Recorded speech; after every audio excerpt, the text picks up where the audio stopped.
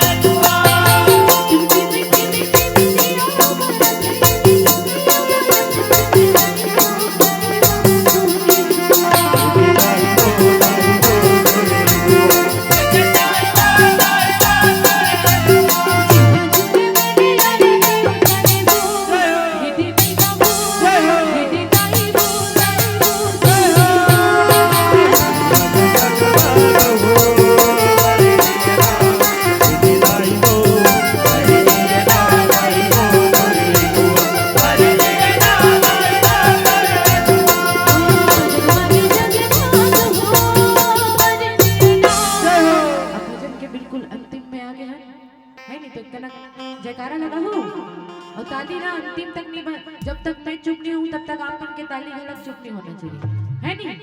इतना जनसंख्या में बैठे हो, माता रानी भजन में ताली नहीं बजी तो फिर क्या फायदा?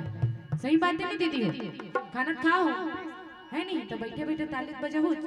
चलो रेडी हो, बोलो सच्चे दरबार की। अब जिसने उठा लेना उठा रहा हूँ ना, अब चलो बजाओ, ताली बजाओ। ऐसा वाला नहीं, और भजन बजाना है। चलो रेडी हो, ले चलो हाथ उठाओ। बर दिया ना